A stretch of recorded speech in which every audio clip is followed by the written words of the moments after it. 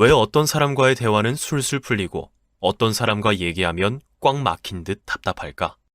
퓰리처상을 수상한 저널리스트 찰스 두이그는 소통을 잘하는 사람들의 대화법을 연구했다. 대부분의 갈등은 서로 다른 유형의 대화를 할 때 발견됐다. 예를 들어 상대는 감정을 말하는 대화를 하는데 나는 실용적인 대화를 하는 것이다. 부장님 때문에 돌아버리겠어. 점심을 한번 대접하면 어때? 어떻게 하면 대화의 싱크를 맞추고 더 좋은 대화를 할 수 있을까? 몇 가지 방법을 살펴보자. 1. 취약함을 드러낼수록 가까워진다. 뉴욕 주립대학교의 연구심리학자들은 300명의 남녀를 상대로 재미있는 실험을 했다. 처음 만난 남녀를 한 방에서 60분 동안 대화하게 했다.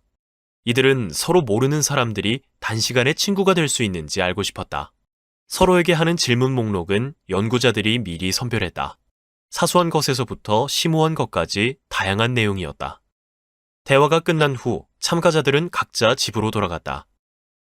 연구자들이 7주 후 다시 조사했을 때 대화를 나눈 커플의 57%는 개인적으로 연락을 했다. 그중 한 쌍은 1년 뒤 결혼을 했다. 여태까지의 다른 실험들에서는 두 사람이 단지 경험을 공유하고 농담을 주고받는다고 해서 친밀감이 생기지는 않았다. 그렇다면 이 실험에서는 뭐가 달라졌을까? 바로 36개의 질문들이었다. 이 질문들은 사적인 자기 고백을 이끌어냈다. 36개의 질문은 저녁 식사 손님으로 누구를 초대하고 싶나요? 같은 단순한 질문들로 시작해 내면의 불안, 가까운 관계를 묻는 질문으로 깊어졌다. 마지막엔 두 사람 중 한 사람은 거의 눈물을 흘렸다. 자신의 취약함을 드러내면서 서로를 신뢰하고 가까워질 수 있었던 것이다. 이처럼 취약함을 공유하면 관계가 한층 깊어진다. 그러나 많은 이들이 사적인 이야기나 감정적인 주제를 꺼린다. 그래서 감정을 나누는 대화를 시작하는 핵심은 질문을 잘 던지는 데 있다. 같은 질문이라도 살짝만 바꾸면 상대가 자연스럽게 자신의 기호, 신념, 가치관을 공유할 수 있다.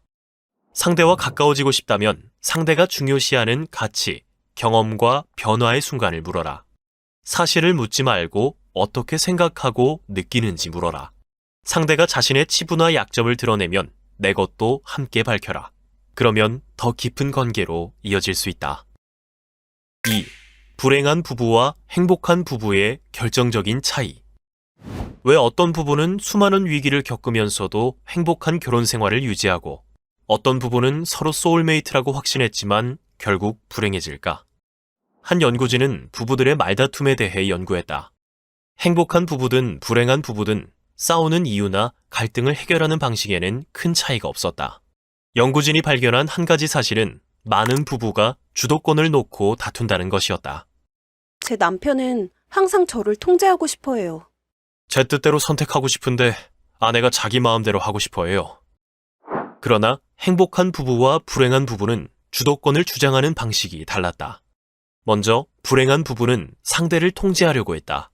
서로의 언어와 행동, 얘기할 수 있는 주제, 제스처까지 통제하려고 했다.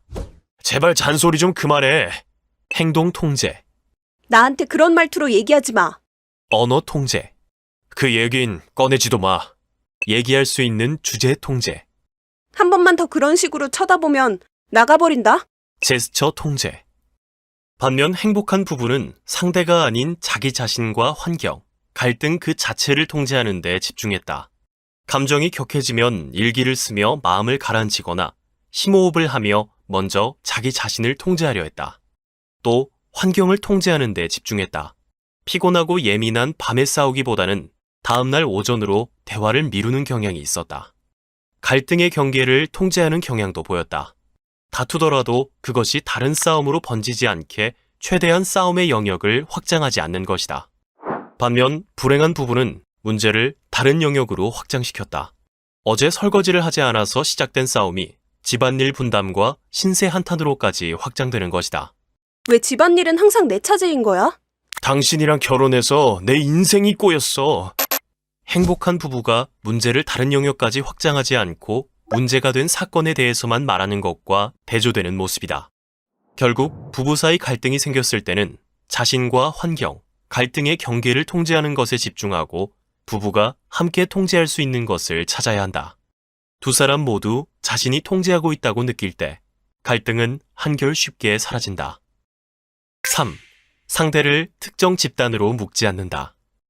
한 연구진은 대부분의 사람을 기분 나쁘게 만드는 대화 패턴 하나를 발견했다. 바로 상대를 마음대로 특정 집단으로 묶어버리는 말을 하는 것이었다. 1. 상대가 좋아하지 않는 집단과 상대를 한 통속으로 취급한다. 넌 돈이 많잖아. 부자들이 속물이라는 건 누구보다 잘 알지? 내가 속물이라는 건가? 우리 같은 루저들이 취업은 제대로 할 수 있을까? 왜 우리라고 하지? 2.